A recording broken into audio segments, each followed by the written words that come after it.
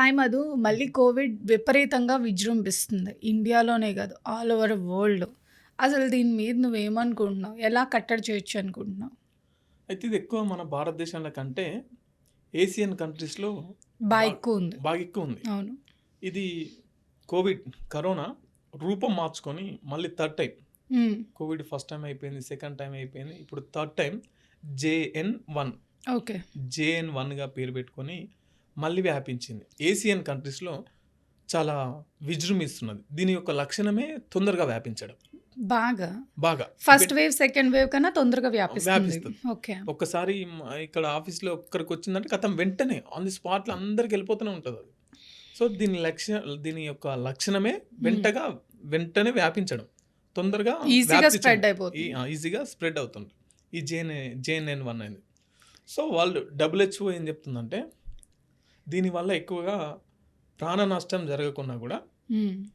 ఎక్కువనైతే ఒక శారీరకంగానైతే ఇబ్బందులు తప్పవు. ఏమేమి ఉంటాయి అసలు ఇబ్బందులు? సేమ్ మళ్ళీ కోవిడ్‌లో ఉన్నట్టే హ్మ్. గొంతు నొప్పి, ఓకే.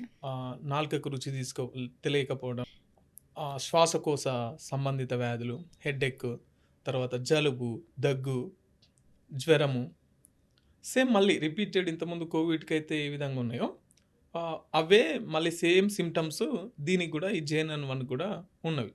ఇది ఎక్కువగా ఏసియన్ కంట్రీస్‌లో ఎక్కువ వ్యాప్తిస్తుంది. ఫర్ సపోజ్ సింగపూర్‌లో చూసుకుంటున్నట్లయితే ఏప్రిల్ 20 నుంచి మే 5 వరకి ఒక 20 కేసెస్ ఉన్నాయి. హ్మ్. 5 నుంచి ఈ రోజు వరకి 40,000 కేసెస్ అయినాయి. Oh my God! 20 కేసెస్ ఒక 1 వీక్ బిఫోర్ ఉంటే 40 కేసెస్ ఏమో ఒక 1 వీక్‌లోనే 40 కేసెస్ అంత తొందరగా స్ప్రెడ్ అవుతుంటది. 40 కేసెస్ ఎక్కడ? 40,000 40,000 కేసెస్ ఎక్కడ? 40 ఫస్ట్ ఎన్ని కేసెస్ వచ్చాయన్న? ఫస్ట్ వచ్చేసి 14 14,000. నుంచి 14,000. 14,000 ఒక ఓకే. 1 వీక్‌లోనే 1 వీక్‌లోనే 40,000. 40,000. అది ఒక సింగపూర్‌లో. హ్మ్. తర్వాత చూసుకుంటున్నట్లయితే హాంకాంగ్‌లో కూడా ఇవి ఇట్లా హాంకాంగ్‌లో 10,000 కేసెస్. తర్వాత థాయిలాండ్‌లో ఎక్కువ 70,000 కేసెస్. 70,000 కేసులు వస్తే దీంట్లో 20 మంది చనిపోయినారు. 20 మంది. 20 మంది చనిపోయినారు. ఎందుకంటే ఇది మన ఇమ్యూనిటీ పవర్ ఎక్కువగా ఉన్నా కూడా ఇమ్యూనిటీ పవర్‌ని తప్పించుకొని మరీ లోపలికెళ్ళే స్వభావం దీంట్లో ఉందన్నట్టు. హుహు. ఇమ్యూనిటీ పవర్‌ని తప్పించుకొని మరి ఇది మనిషి లోపలికి వెళ్ళగలుగుతది. సో, దీని స్వభావం వెంటనే వ్యాప్తి చెందడం, నీకెంత ఇమ్యూనిటీ పవర్ ఉన్నా కూడా వెంటనే లోపలికెళ్ళడం. సో, దీన్ని సరే ఏసియన్ కంట్రీస్‌లో ఇట్లుంది. ఇట్లా వ్యాప్తి చెందుతుంది. ఈ విధంగా ఉంది. మరి భారతదేశానికి వచ్చేసరికి నౌ ప్రెజెంట్ ఇండియాలో 257 కేసులుంటే ఎక్కువగా కేరళలో 69 కేసులున్నాయి. తర్వాత మహారాష్ట్రలో 44 కేసులున్నాయి. ఇక మన తెలుగు రాష్ట్రాలకు వచ్చేసరికి తెలుగు రాష్ట్రాలలో లేవా అంటే చెక్ చేసిన నాదుడు లేడు. హ్మ్. చెక్ చేస్తే బయట పడుతుండొచ్చు. కానీ చెక్ చేయట్లేదు కదా. సో, మళ్ళీ మాస్కులను ముంగటి తీసుకొచ్చి మళ్ళీ శానిటైజేషన్, మళ్ళీ డిస్టెన్స్ మెయింటైన్ చేయడం. అప్పటి కాలం ఉంది చూసినావా 2020 ఎట్లనైతే మనతో 2020 ఆడుకున్నదో మళ్ళీ అటువంటి సందర్భాలు మళ్ళీ వచ్చే అవకాశం ఉన్నది. కాబట్టి డాక్టర్లు ఏం చెప్తున్నారంటే, ఎటువంటి ప్రికాషన్స్ తీసుకోమంటున్నారు డాక్టర్స్? డాక్టర్లు మీకేమన్నా జలుబు దగ్గు వచ్చినా కూడా ఏమన్నా ఈ సిమ్టమ్స్ ఇప్పుడు నేను చెప్పిన వాటిలో హ్మ్. తలనొప్పి, శ్వాసకోశ సంబంధించిన, తర్వాత గొంతు నాలుకకు నొప్పి. గొంతు నొప్పి, రుచి లేకపోవడం, హెడేక్, కండరాల బలహీనత, జలుబు, దగ్గు, జ్వరము ఇట్లా ఏమున్నా కూడా మీరే స్వయంగా ఒక 5 days క్వారంటైన్ చేసుకుంటే యువతల వాళ్ళకి వచ్చే అవకాశం తక్కువ ఉంటుంది. అట్లా హ్మ్. మీకు మీరే సెల్ఫ్ క్వారంటైన్ చేసుకోవడం మంచిది. తర్వాత వెంటనే హాస్పిటల్కి వెళ్ళడం మంచిది. హాస్పిటల్కి వెళ్ళి వాళ్ళకి చెప్పడం మంచిది అని చెప్పేసి డాక్టర్లు చెప్తున్నటువంటి మాట. ఎందుకంటే దీని ద్వారా ప్రాణ నష్టం ఎక్కువగా లేకపోయినా కూడా శారీరకంగా నష్టమైతే పక్కా ఉన్నది అంటున్నారు. హ్మ్. ఇది ఇప్పుడు కాదు, 23నే దీన్ని గుర్తించారు. 23నే గుర్తించారు. అప్పటికి ఇది అంతగా వ్యాప్తి చెందలేదు. సో, ఏమైతలే అనుకుంటే మొత్తం ఏషియన్ కంట్రీస్‌ని మొత్తం ఆట ఆడిస్తున్నది. అక్కడ హాస్పిటల్‌లలో బెడ్లు ఖాళీగా లేవు. బెడ్లు దొరుకుతలేవు పేషెంట్లకు.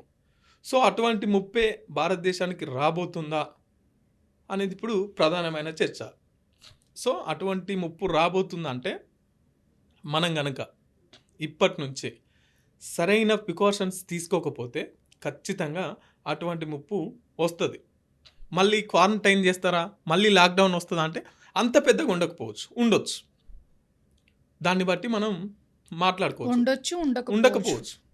ఆ వేరియేషన్ అది ఇప్పుడే స్టార్టింగ్ స్టేజ్ కాబట్టి Yes. ఇప్పుడే కంట్రోల్ చేస్తే వ్యాప్తి చెందకుండా ఉంటుంది. వ్యాప్తి చెందకుండా ఉంటుంది. ఇప్పుడు మన హైదరాబాద్లో ఏమైనా కేసెస్ నమోదైనాయా? అదే హైదరాబాద్లో, మన తెలంగాణ, ఆంధ్ర ఈ తెలుగు రాష్ట్రాలలో ఇప్పటి వరకు దీనిపైన టెస్టులు చేయలే.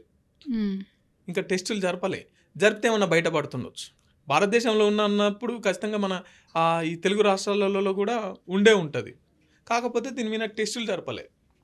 టెస్టులు జరిపితే మేబీ బయటపడే అవకాశం ఉంటుండొచ్చు. కాబట్టి మళ్ళీ పాతకాలంలో లెక్కనే 2020లో జరిగినట్టే ఒక మనిషికి డిస్టెన్స్ మెయింటైన్ చేయడం, మాస్క్, శానిటైజేషన్ ఇదంతా మళ్ళీ మనం భవిష్యత్తులో చూడబోతున్నాం అన్నట్టు. సో కాబట్టి ఇప్పటికే చాలా రాష్ట్రాలలో మళ్ళీ బూస్టింగ్ ఇంజెక్షన్స్ తీసుకుంటున్నారు.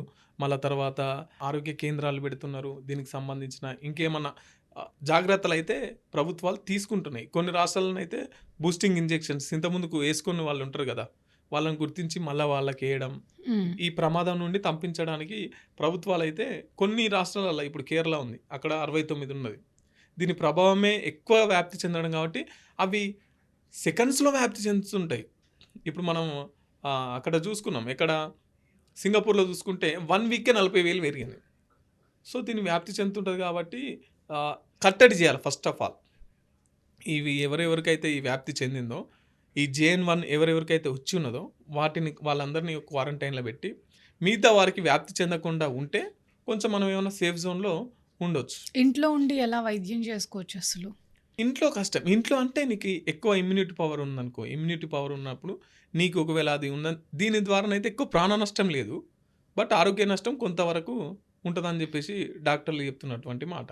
ఇక ప్రాణ నష్టం లేదు కదా, ఆరోగ్య నష్టం ఉంది కదా అని ఎట్లా పడితే అట్నే తిరిగితే చనిపోతున్న సందర్భాలు కూడా ఉన్నాయి.